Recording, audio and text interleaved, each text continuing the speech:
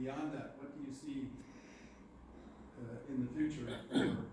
We are going there, and this is a funny thing because when I first came to the department, there was a lot of concern about human versus technological interaction, and would it supplant human beings eventually? I mean, I've walked into places where you don't really need a guide; you just need to push a button to hear a narration or watch a video.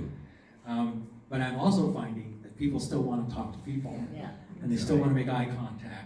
So we're getting more comfortable with that, and the iPad thing was actually an idea that came from our cooperating association, and I figured I worked with another volunteer to make that happen. I put the content on there, and I actually took a lot of joy in doing that because I knew that there would be people who could really benefit. It would connect to that type of visitor who is used to interacting with technology, and those tend to be younger people, and those are the people we need to reach out to. So I think we're going to do more of that. There are already plans in the Pacific House Museum to add interactive information stations, much like the one you see in Custom House. So it's happening slowly, too slowly really for most people's taste. But yeah, thanks for the question. Other questions? All right. Oh yes, go ahead. Stuart. Michael, what excites you most about the next phase for you? Retirement. You know, the most frequently asked question I'm getting right now is, so what are you going to do now? And my first answer is going to be, I'm going to take some time off right now. Just not do much. We're going to relocate the family. I'm going to kind of take it slowly. I have been really thinking seriously about writing a book about Jack Swan and California's first theater. I want to do that because I think that's an untold story. It's a treasure. The more I dug into Jack Swan's life, the more interesting this guy is. It really is something. And then, of course, the history of the theater itself is complicated. It goes through several eras. It goes through world wars.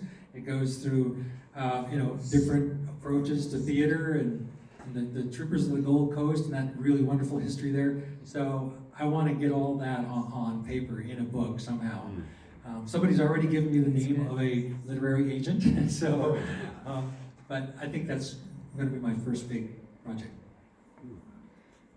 Yes? Is it true you get to jump in the Hearst Castle pool? Is it true I got to swim in the Hearst Castle pool? Yes, it is true. Yeah, it is true.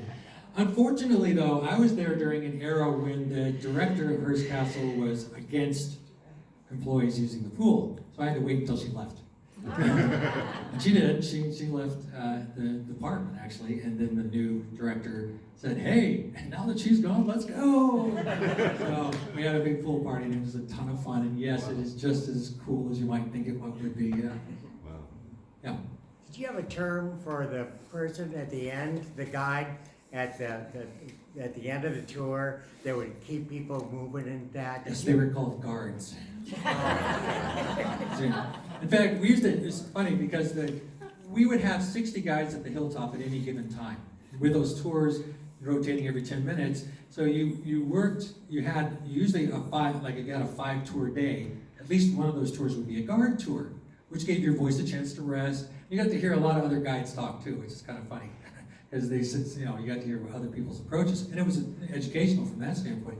But we had guides that would negotiate for guardships, and we actually had one guy who did 5 guards in a single day without ever giving a tour, because he got tired of talking to people. He's been there for like 30 years. He goes, I'm done. I want to be the guard at the back who says nothing. So it was kind of a negotiating thing for the guides to do that. Yeah. Yes. Go ahead.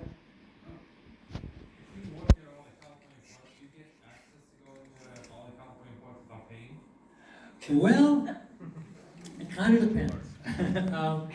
I will be honest with you and tell you that because I trained rangers from 1994 until the present, right? I've trained over 900 state park rangers in interpretation, right? And so when I go to a state park, Michael, it's you. They know who I am, and because I, was one of their trainers, they treat me pretty nicely. But an official park policy, only a few parks have what we call like a guest accommodation. So, for instance, we were just at Viper Big Sur today at a district meeting, and they said we do have courtesy campsites for employees. You just have to call ahead. And so we could camp or, you know, apply for Big Sur. You know, I've done that 3 or 4 times, so, you know, that's fun. But not all parks offer that. It depends on who the district superintendent of that district is. And, you know, operational need, you know, if we don't want employees taking up a lot of campsites and stuff. I don't get, for instance, if it was like Hearst Castle and I walked up to the front ticket counter and I said, I want to go to, you know, they'd charge me for it. Unless I called ahead. Let's have another round of applause for Michael.